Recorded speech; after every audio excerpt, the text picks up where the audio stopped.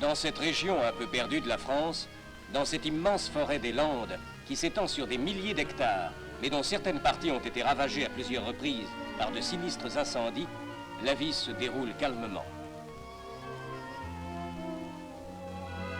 Comme il y a un siècle, on recueille encore soigneusement, suivant un procédé artisanal et quelque peu barbare, la résine qui coule des blessures qu'on inflige au tronc des arbres. Ces arbres, ces pins maritimes, s'échelonnent à perte de vue et ondulent légèrement sous la brise de l'océan qui n'est pas loin.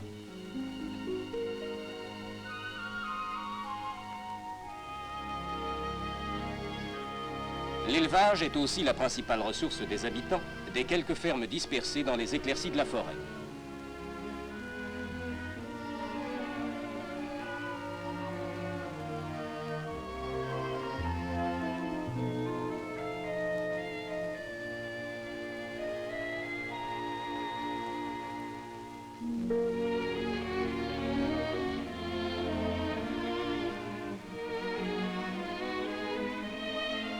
À travers la Pinède, le petit train, lui aussi du siècle passé, évolue lentement, complétant cette vie ancestrale que pourtant récemment, des odeurs de pétrole ont commencé à troubler.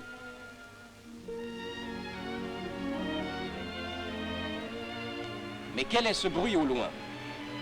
Un ouragan s'approche dans un nuage de poussière. Au milieu des éclairs, un bolide a franchi la lande dans un bruit de tonnerre. Les chemins de fer français viennent de battre encore une fois et de loin le record du monde de vitesse sur rail. Déjà, le 21 février 1954, une locomotive électrique de la SNCF, la CC 7121, remorquant un train de 3 voitures, battait le record du monde entre Dijon et Beaune, atteignant la vitesse de 243 km à l'heure. Cette vitesse constituait le maximum possible avec un matériel strictement de série. Elle faisait apparaître la marge déjà considérable avec les vitesses de 130 et 140 km/h, couramment pratiquées par les trains rapides sur les principales lignes de France. À la même époque, un nouveau type de locomotive électrique faisait son apparition, une BB 9000. Était-elle capable des mêmes performances que la CC, détentrice du record du monde?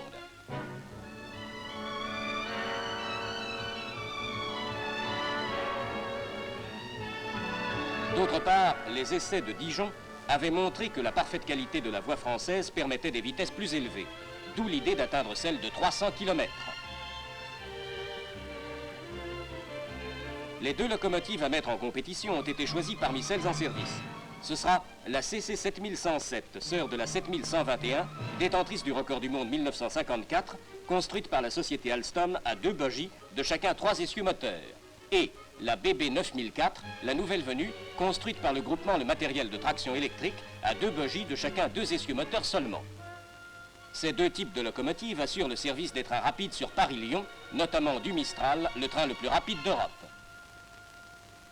Pour atteindre les vitesses envisagées, les machines avaient dû recevoir une préparation spéciale aux ateliers et chez les constructeurs. Modification des rapports d'engrenage entre les moteurs et les essieux. Adoption de roues monoblocs en acier. Remplacement des pantographes courants par des appareils spécialement étudiés et essayés au tunnel.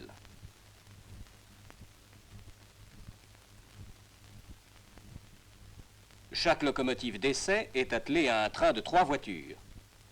Les attelages des véhicules entre eux sont réalisés une fois pour toutes et la continuité assurée par des bandes de caoutchouc. L'arrière du train comporte un carénage aérodynamique étudié spécialement. L'ensemble forme un tout continu, une sorte de projectile de 100 mètres de longueur. Il était nécessaire de disposer d'une voie très droite pour éviter la force centrifuge qui, dans les courbes, à de pareilles vitesses, devient énorme.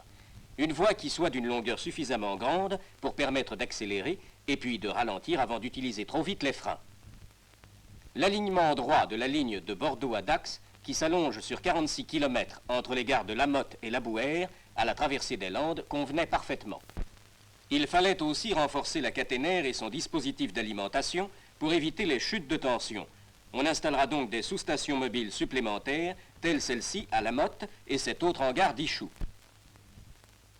De plus, de tels essais ne doivent pas être seulement la fantaisie d'un jour. Des appareils d'enregistrement les plus divers sont à bord du train et à terre. Les résultats en seront ensuite examinés à loisir dans le silence des laboratoires. Dans la première voiture du train d'essai sont installés les appareils relevant à chaque instant les caractéristiques de fonctionnement de la locomotive. Tension de la caténaire, intensité du courant capté, puissance, accélération des mouvements latéraux des bogies de la locomotive.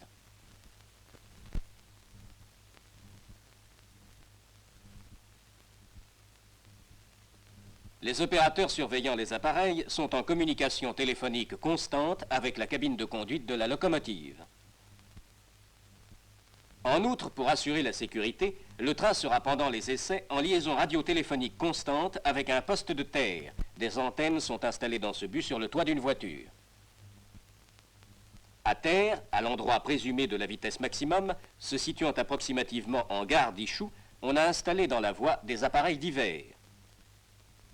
Enregistrement en 3 points de la pression exercée au passage sur les rails et les traverses.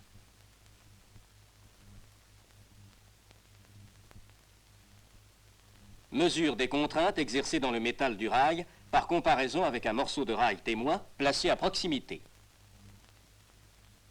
Mesure du déversement et du déplacement du rail. Les appareils de contrôle dans la voie sont réunis par des batteries de câbles électriques aux appareils d'enregistrement installés dans une voiture spéciale placée sur une voie de garage.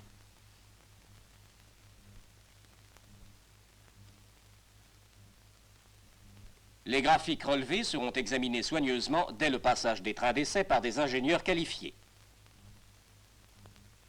Après chaque passage de train, on vérifiera la voie et on fera circuler une voiture spécialement équipée d'appareils mesurant au passage les caractéristiques principales de voie, dévers, écartement, ripage, etc.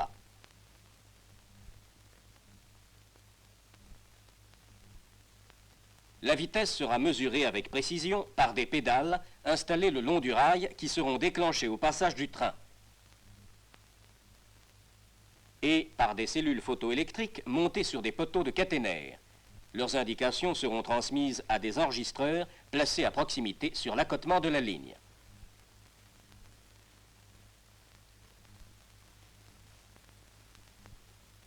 Une caméra automatique est installée dans la cabine de conduite de la locomotive pour filmer l'indicateur de vitesse et témoigner de l'authenticité. Tout est prêt, le grand jour est arrivé. Les 2 trains d'essai ont été amenés au dépôt de Bordeaux. Là, on procède aux ultimes vérifications sur une fosse de visite et on a pris les dernières mesures de sécurité.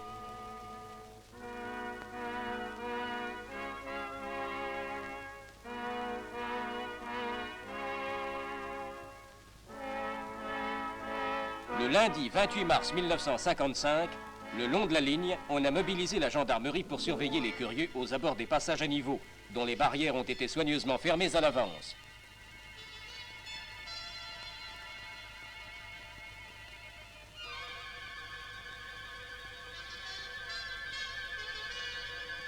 Au passage à niveau sans barrière, où normalement le passage est libre, les cantonniers de la voie ont installé des barrières mobiles en toile, dites accordéons, qu'ils déploient en travers de la route.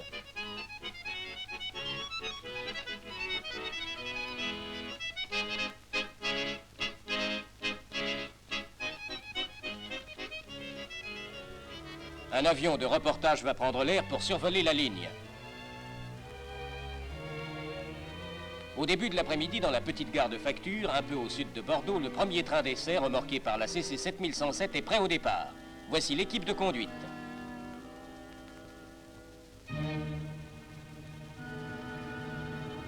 Monsieur Parmentier, directeur du matériel et de la traction, et Monsieur Nouvion, l'ingénieur en chef responsable des essais.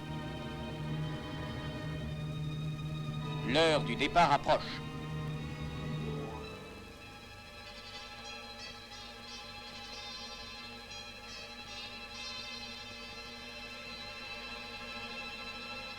On part. On est parti.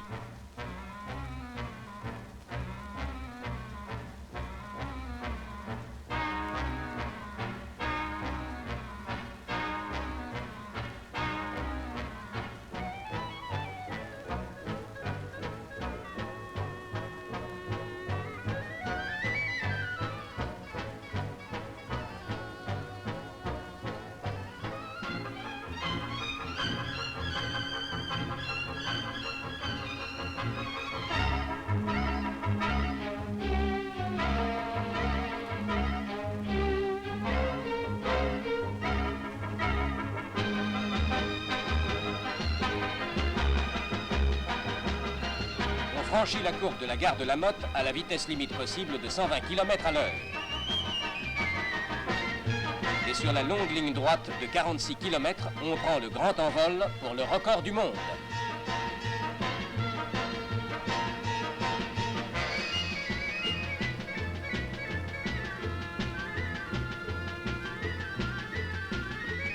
Déjà 150 km à l'heure, tout va bien. Un observateur surveille dans un périscope le comportement du pantographe. Déjà, des étincelles apparaissent au contact de la caténaire.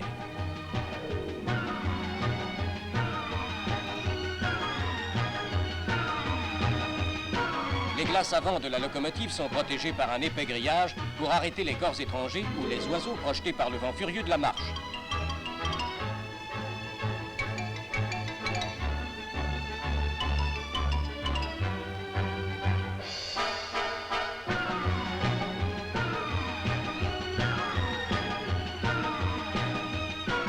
On atteint 240 km à l'heure. Le record de 1954 est battu.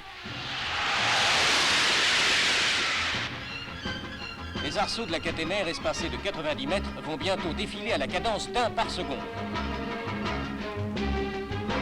270 km à l'heure.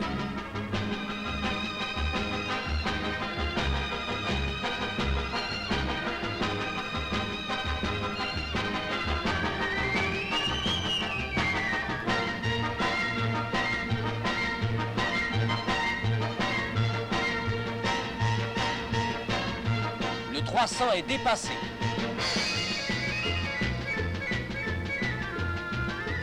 320, 325.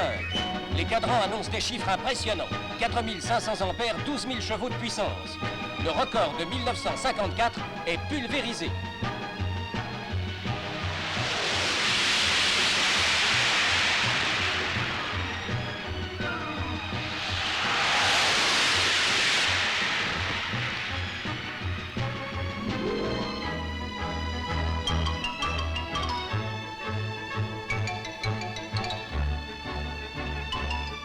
Le train va commencer à ralentir, mais sur sa lancée, il va courir encore de longs kilomètres. On a le sourire maintenant dans la cabine de conduite.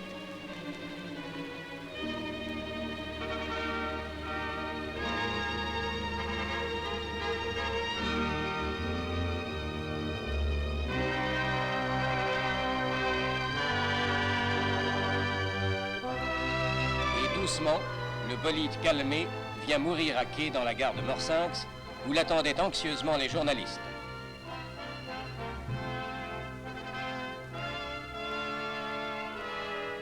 On discute ferme sur les premiers résultats, on évoque les émotions et les incidents de parcours, on se congratule avec chaleur. L'avion d'accompagnement ayant achevé sa tâche retourne atterrir à sa base.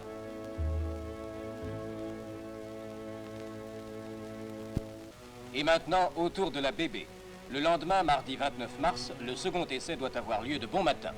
Sur la lande où tout est prêt de nouveau, le jour se lève.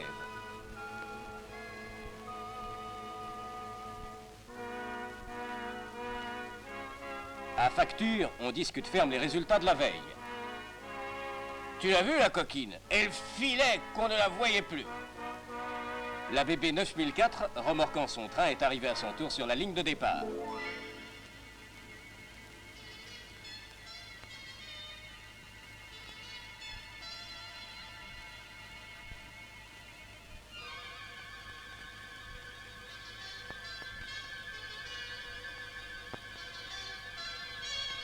Il est 7h35, l'heure du départ.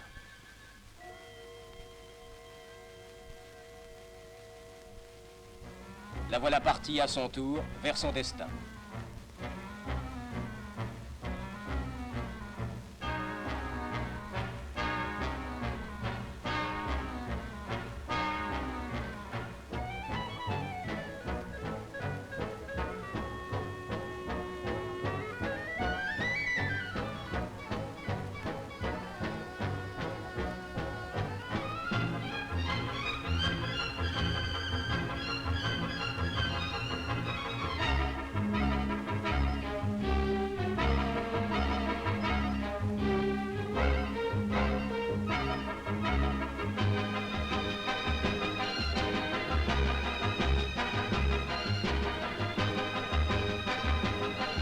230 est atteint.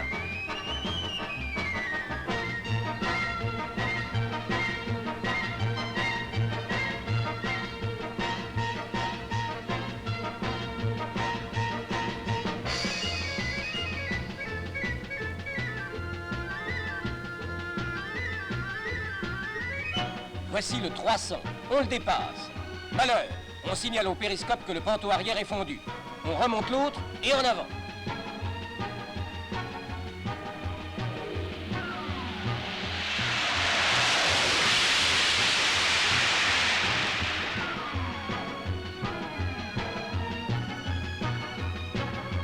« 310.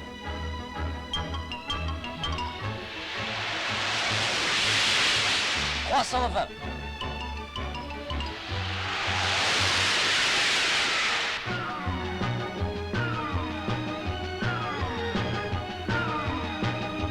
330.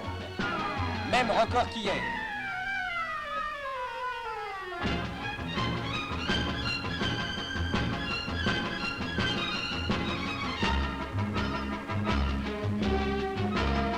Mais on est à la limite de distance, il faut ralentir.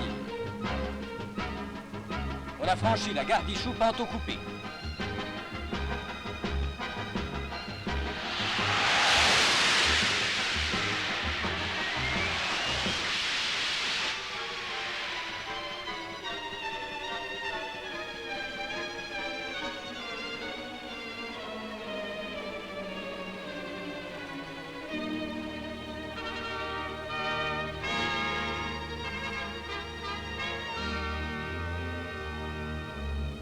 Et sans encombre, cette fois encore, on arrive en gare de Morsinx.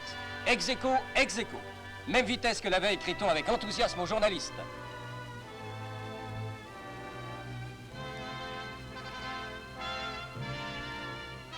Monsieur Nouvion, l'ingénieur en chef responsable des essais, assailli au micro, ne cache pas sa satisfaction d'avoir pu les mener à bien. Je crois, dit-il, qu'on est maintenant à la limite.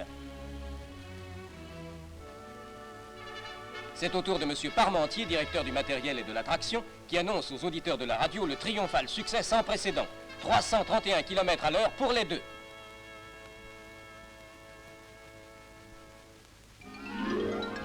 La cérémonie terminée, chacun rentre chez soi, heureux et fier d'avoir collaboré par sa présence à ce magnifique succès. Pendant que la foule des hommes volages se détourne d'elle, la petite locomotive, triste et résignée, songe qu'elle aussi autrefois avait reçu bien des hommages.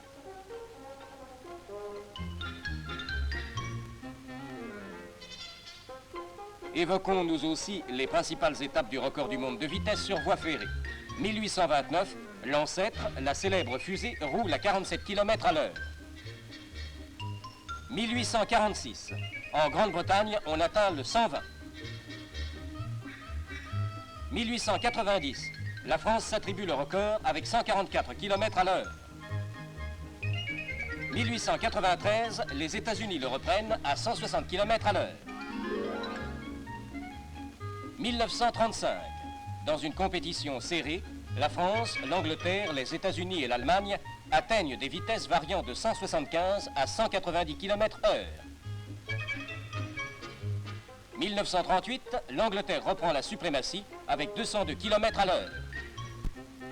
Mais déjà en 1903, en Allemagne, deux automotrices électriques spéciales avaient atteint respectivement 206 et 210 km/h sur une voie d'essai. En 1939, une rame électrique italienne roule à la vitesse de 203 km/h. Puis, en 1954, c'est la France qui, avec la CC 7121, remporte le ruban bleu avec 243 km/h. Enfin, battant de loin tous les records précédents, deux locomotives françaises roulent à plus de 330 km à l'heure. Cela s'est passé les 28 et 29 mars 1955, date désormais mémorable dans l'histoire du rail.